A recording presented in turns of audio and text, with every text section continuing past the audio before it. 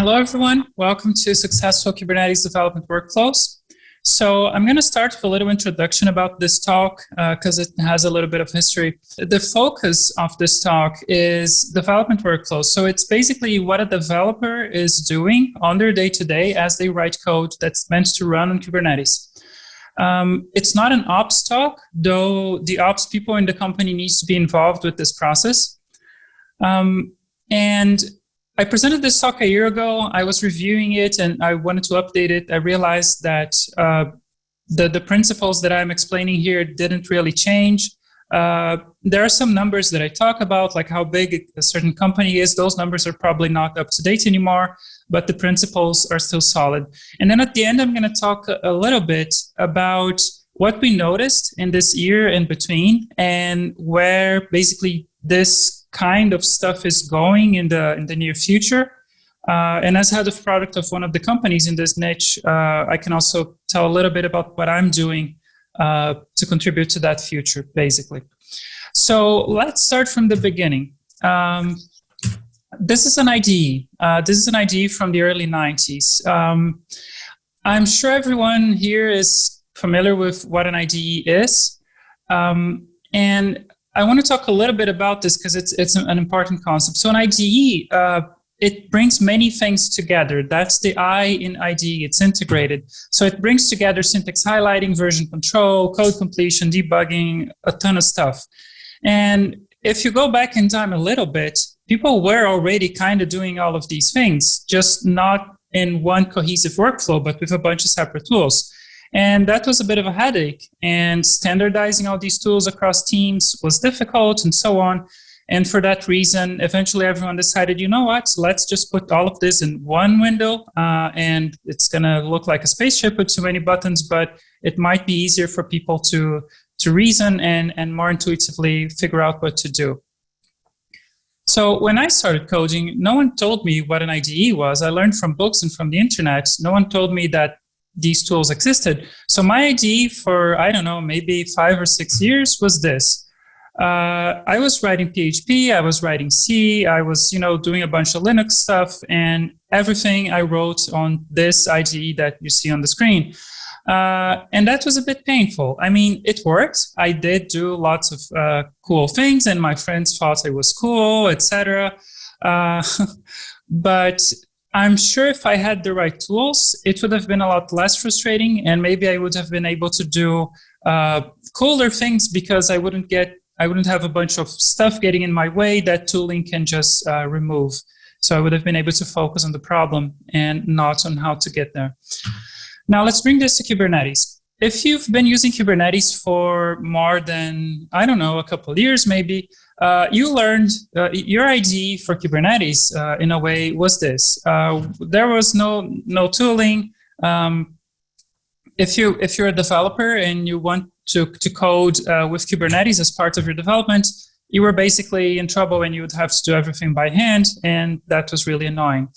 So this is not to say anything bad about Kubernetes, because containers in Kubernetes are incredible, and even without any tooling, they bring many advantages to the development process. But if you can recognize what this is, and if you don't bother Googling it, but if you do, you know what a usability nightmare this is. Basically, it was not meant to be easy at first. It was just meant to work, and it shows. So yeah, containers and Kubernetes are incredible tools for development, but the development workflow is lacking. And that's what we're going to talk about right now, how to make these concepts and tools better to work with. So a little bit about myself. My name's Alan. I'm head of product at Tilt, and Tilt is one of the tools that we're going to discuss here. I'm a CNCF ambassador, Google Developer Expert for Go, and I've been for many years now talking about the developer experience side of Kubernetes, and basically that's what I want to talk about. I also used to speak at a bunch of events when events were a thing, back when there was those like airplane tin cans in the sky. So maybe you recognize me from one of those. Okay, so let's talk about specific problems. We're going to talk about development clusters. We're going to talk about managing config files, about feedback loop automation, Then problem solving, it's more like a debugging kind of a thing. And custom workflows, it's basically the future part that I want to talk about. So I'll get to these one by one, and I'm going to discuss these in the context of 4 protagonists. And they are Datadog. It's an observability company that most of you have probably heard about or even are familiar with. At the time that I prepared the talk, they had around 800 developers. This was a year ago. I'm not sure if these numbers are still there or not, but it doesn't really matter. UNO, electric scooters manufacturer here in Berlin. They had 25 engineers at the time. Mindspace was is a very tiny agency in the US. I forget where exactly. Only 4 engineers. So I want to show how many different scales of teams deal with these problems. And lastly, we're going to talk about Cluster API, and they're an open source project, parts of the Kubernetes family. What Cluster API does is they let you configure parts of a cluster using the same logic that you use to configure Kubernetes. So you can create a new pod in Kubernetes, you can add a new machine to your cluster using Cluster API, and it works kind of in the same way. And it had around 230 plus contributors at the time that I put this talk together.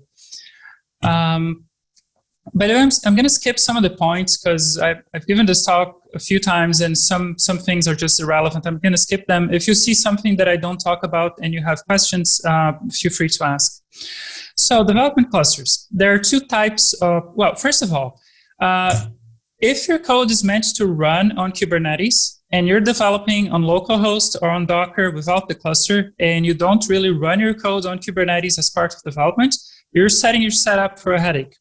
And I'm just saying, if you don't use development clusters in your development stage, you're coding with Notepad. You're not using the tools you have at your disposal. You're going to get in trouble later.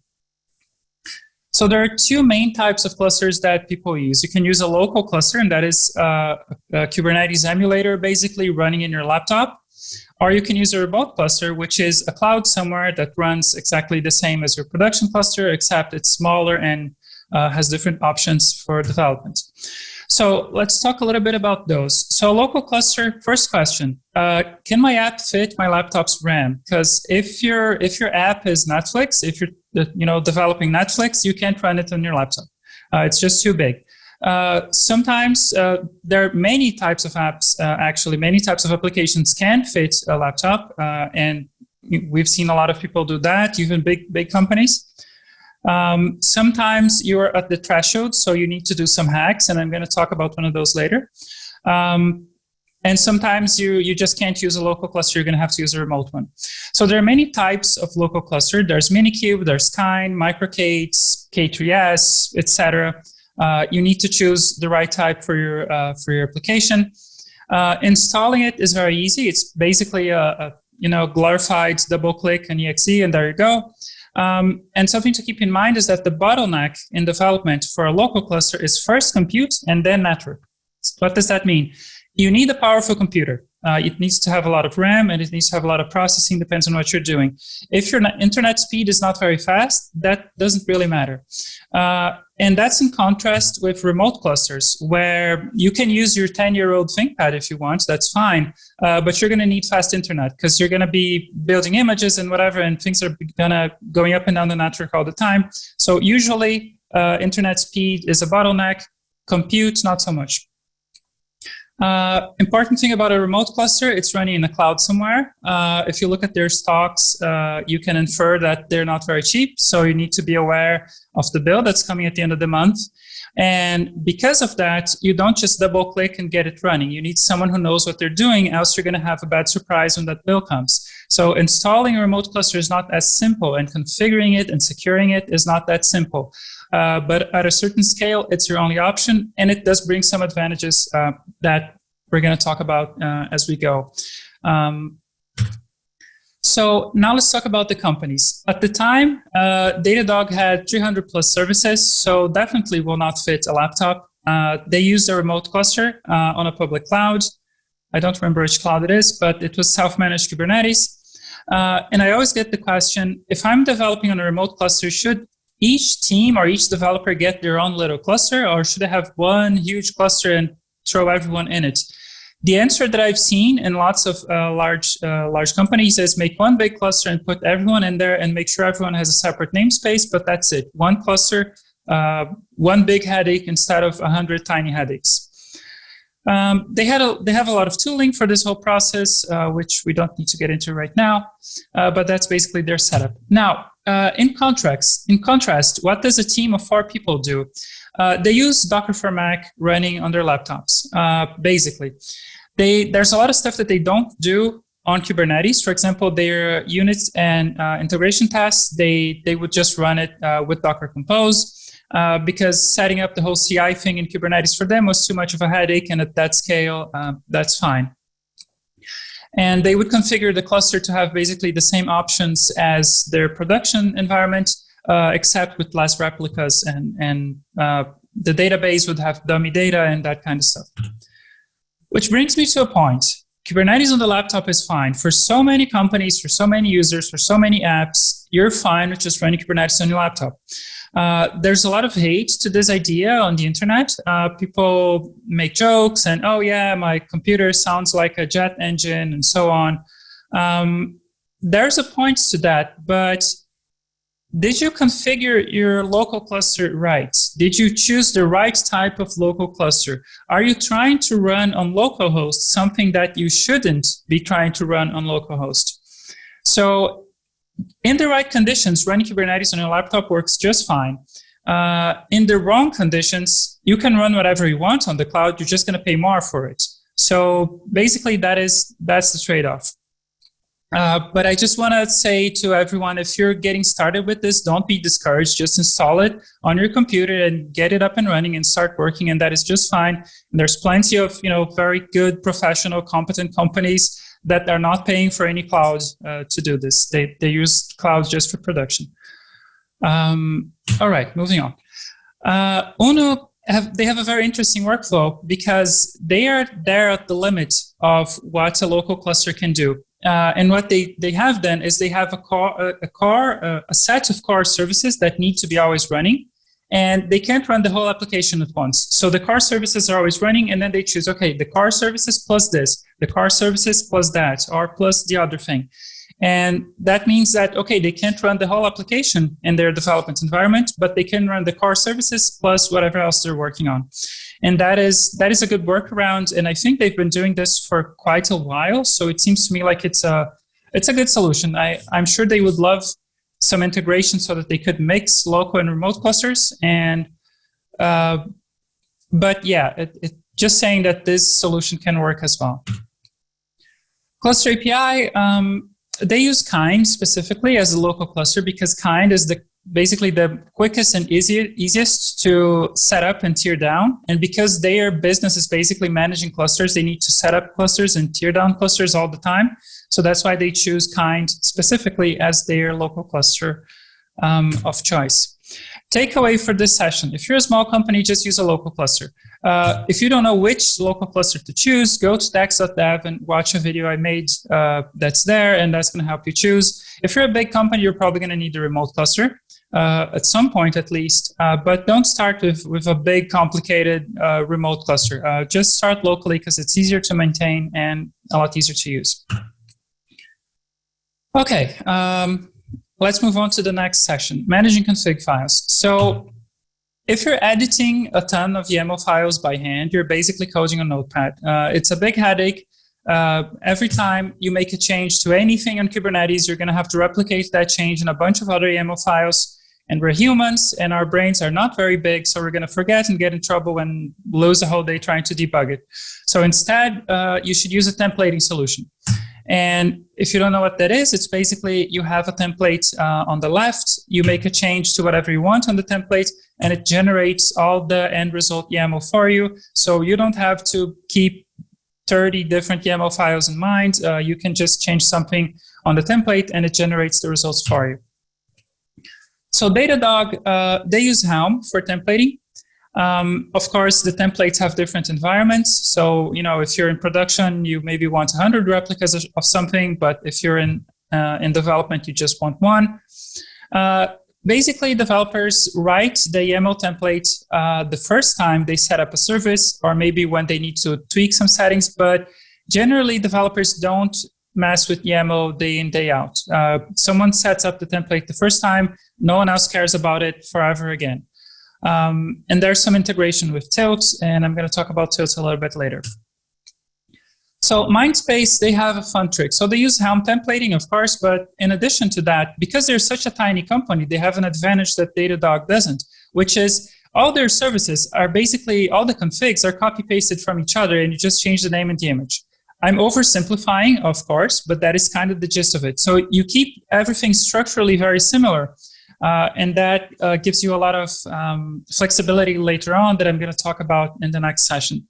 Uno does the same thing. But they do some other stuff on top, so that basically individual developers can customize their own settings on top of the template, so you're not stuck with the template. So they have a kind of a methodical way to do that. Cluster API, again, the same thing. Services are very uniform, structurally similar. There are ways for users to override the templates and do things differently. The main difference here is that they use Customize instead of Helm, and Customize is basically the other tool. So when it comes to YAML templating, you can use Helm or you can use Customize. That is kind of the story. So I don't care how big or how small you are. If you're developing code and doing more than just a weekend prototype for fun, use a templating solution. It's really like hands down, you need to use a templating solution. That is basically just deal with it. Almost everyone uses Helm. A lot of people use Customize. If you don't know how to choose, I have a video for you, Tax.dev, which you can watch. And yeah, but most people are probably going to be happy with Helm. It's definitely the most popular solution. Okay, feedback loop automation. This is where I talk about Tilt.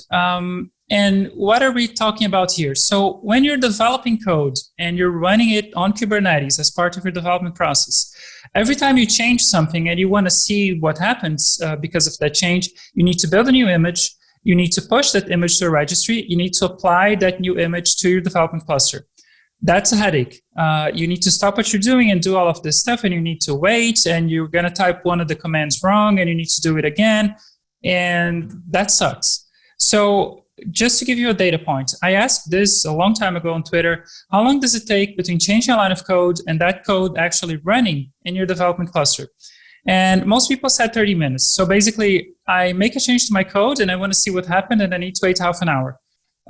If I'm that developer, I'm going to be very tired with all the context switching and being unable to concentrate for a stretch of time. That sounds very exhausting. A lot of people said 1 minute, and I think it's like, if you're actually putting effort into optimizing this kind of thing, I think everyone can get to a minute just using the typical, basically by hand processes. I don't like 1 minute because it's enough time that you can pick up your phone and look at cat memes, so you kind of lose your train of thought anyway.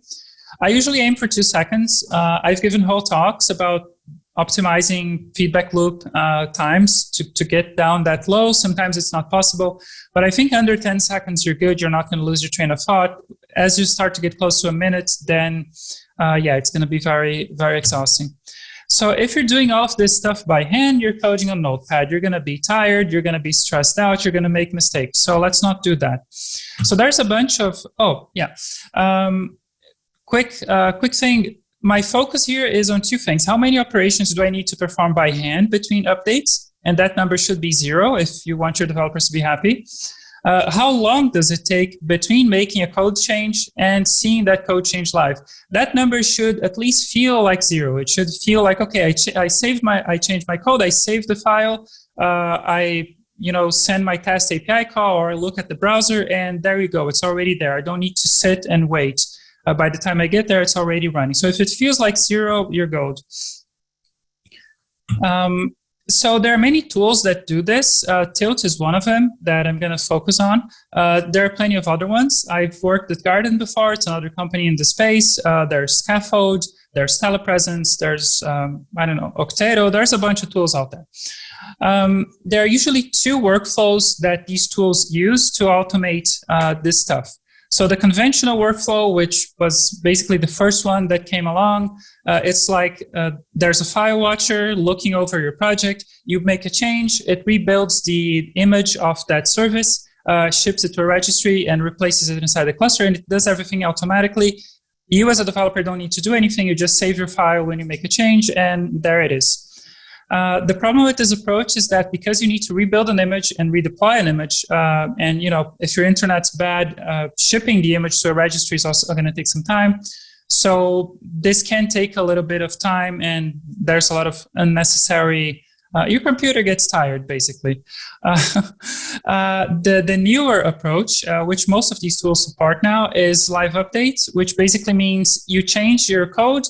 I'm going to live sync that file into a container somewhere. Inside the container, I'm going to recompile or rebuild or restart the process or something like that.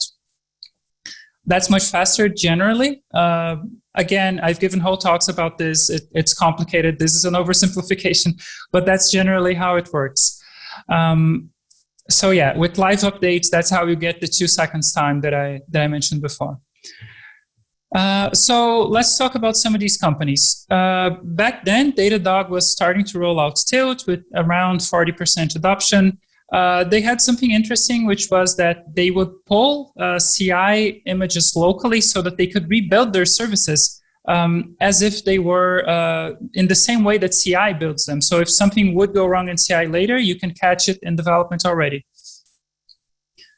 So yeah, it would build inside the CI image.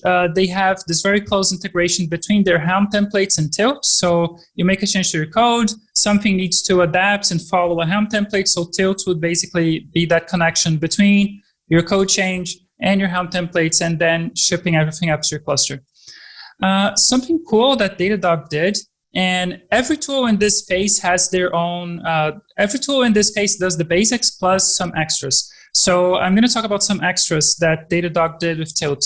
And the coolest one, in my opinion, is they made a lot of buttons. So this is Tilt's interface a long time ago. This feels kind of like a museum piece, but I'll just leave it here for history. If you look at all of, wait, I can't select. Okay, if you look at all this stuff, I hope you can see my cursor. They're my services. So I have my storage service, my front-end service, and a bunch of other stuff. This is kind of a toy project, so the names are weird. But the last one is not a service. It's just a button that they added there. So whenever a developer needs to flush their database, you just click a button. You don't have to remember, oh, what's the MySQL command? Where do I send it, etc. And they basically created a ton of buttons to do a ton of things. And as far as I know, it made lives of lots of developers happier. So that's basically one of the quirky bits that they did.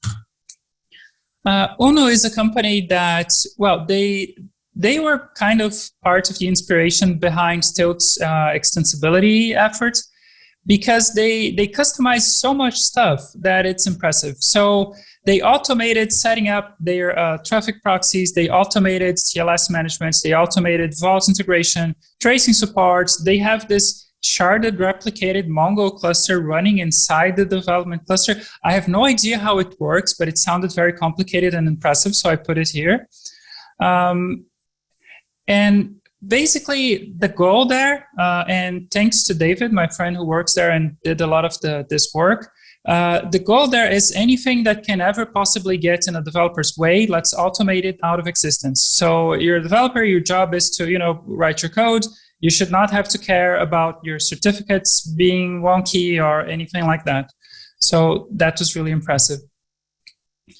Mindspace was one of the first users of Tilt. So lots of the hacks that they initially had became native features. So now they just use the vanilla tool as it is right now. And Cluster API did a lot of automation in the same way Uno did. And one highlight is basically they wrote this very interesting system to do cert management. And then they later contributed it to be a Tilt extension. So now anyone can use it as a third-party extension. But they also customize their workflows a lot. Takeaways. if your services follow a uniform structure or pattern, you can automate a lot of things. So the stuff that UNO did, the stuff that Cluster API did, it was made possible partly because their services are very uniform, and that makes it easy to create lots of automation. So they can recycle a lot of configs, settings, etc. And that's interesting. And it's a common pattern that the developer experience teams or the tech leads, if you don't have a developer experience team in your company, are always looking for ways to automate things so that developers don't need to be worrying about a bunch of annoying things all the time, and so that they can just focus on getting their job done. Okay, next part, problem solving, debugging. So you're an individual developer, you're writing your code, something goes wrong. What do you do? Companies like Datadog and UNO, they focus on tracing. So instead of using tracing only as an observability tool, maybe in production, in this case, you use tracing as part of your development environment as a development tool. So you basically configure your logs in a way that it makes sense when you read them in your tracing application. And this is what a tracing, dashboard looks like.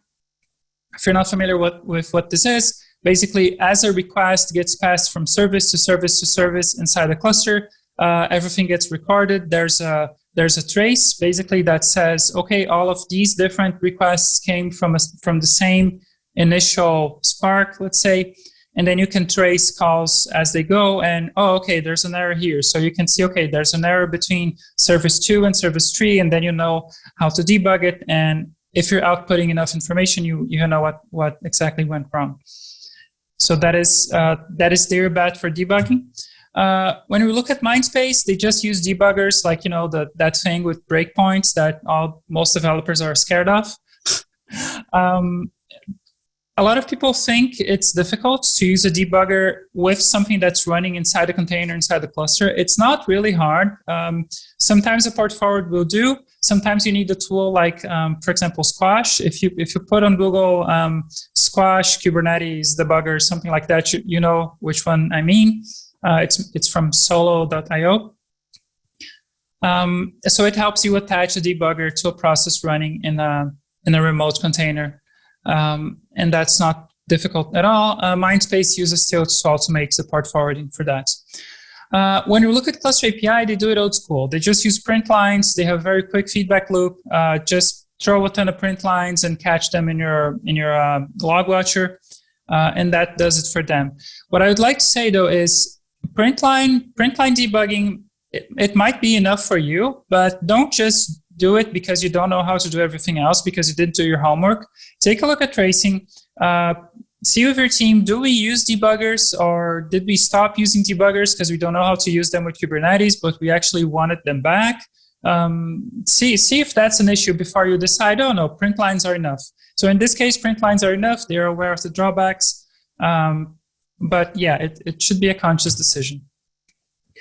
Takeaway, tracing is being used for this more and more. I think as we go into multi-service development, that's natural. Debugging tools are still there. Debugging tools are basically the Vim and Emacs. It's that thing where some people are very grumpy about giving up their old school stuff. Sometimes there's good reason for that, sometimes there isn't. I don't think we can stop people from using debuggers, but I don't think we can force people who aren't bought into that way of doing things to start using it either. So yeah. Problem solving multiplayer, and we are almost getting to the end here. If you're copy and pasting logs around, like something goes wrong, you need your friend to help. How does your friend get to help you? If the way that works is you're copy and pasting a bunch of logs, that's kind of using Notepad. It can work, but it's not the best you can do. If you have a remote cluster, like we talked in the beginning, one big cluster that everyone logs into, you should have shareable namespaces. You should be able to switch to your colleague's namespace and see what they're doing. So I'm writing code, it has a bug, I don't know what it is, there's some networking issue, I don't know.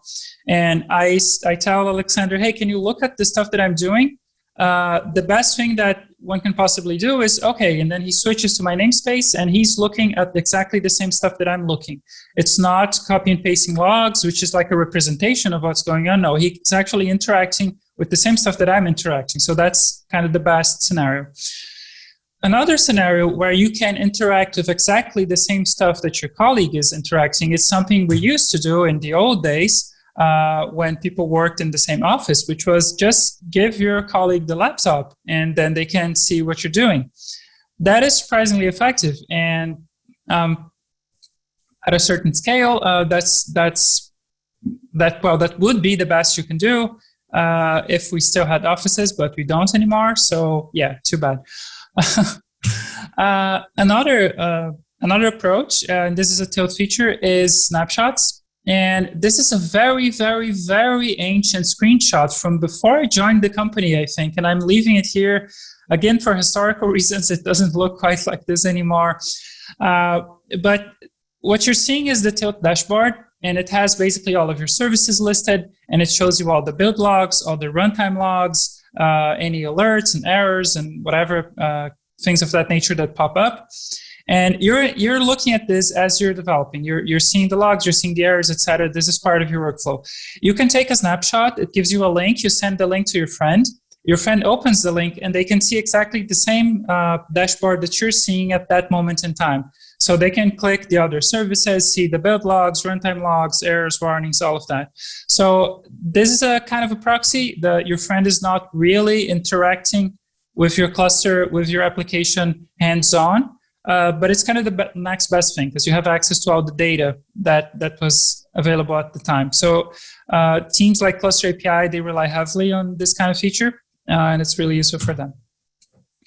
Takeaways. If you have a big company, if you have a big remote cluster with everyone in it, sharing namespaces, having colleagues that can switch to their friend's namespace to see what's going on is probably the best way to do it because you're interacting firsthand with whatever you're working on.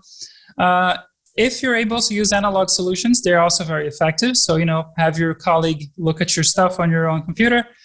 If not, then snapshots are probably the way to go. And then you don't need to know, oh, which logs do I need to copy and paste? You just send them the whole thing at once. And I'm going to talk a little bit to wrap this up about where we're going. What's the future? What patterns we've noticed in this story? So companies, tools in this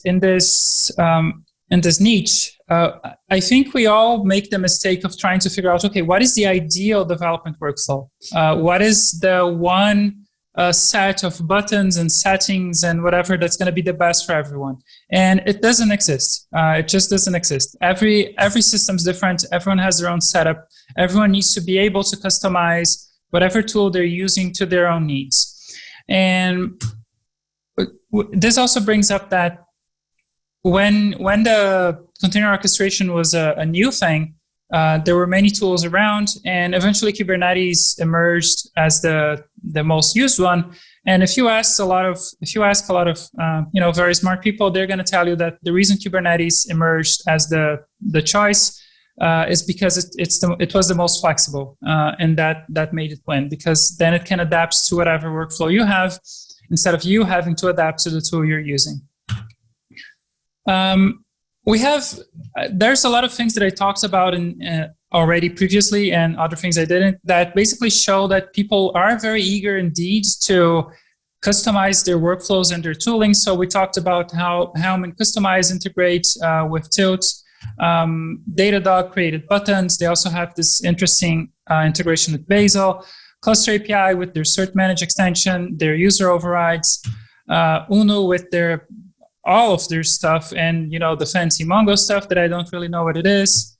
And we have dozens and dozens and dozens of user-contributed extensions. And this is just Tilt. I'm sure every other tool in this in a developer's array also has a bunch of customizability. So what I'm saying is when you're choosing tools, and I'm not talking necessarily about Tilt, but all of your whole workflow, choose something that's flexible, because if you don't, it's probably going to be painful later on.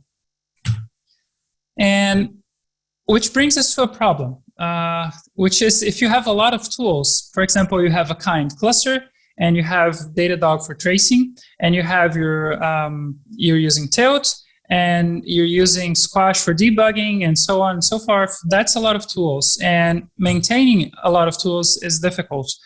And this is where I talk about the future, basically. We need to do for Kubernetes what the IDE did in the late 80s. And right now, if you're the DevX person in a team, you probably can't do it. It's probably very hard. It's not a problem that has a solution just yet. It's a problem that I think we'll have a solution for very soon. I intend to take Tilt that direction, where we try to integrate a bunch of different things into one cohesive thing. I don't know if it's going to emerge as the to-go solution for this, but I'm pretty sure that's where this niche of development workflow, I don't know, setup, customization is going. So that is what I had to say to you. In sum, don't make your developers use Notepad. Give them the appropriate tools. Give them easiest ways to do things well. And they're going to be a lot happier. So thanks a bunch, everyone. And here's how you can get in touch.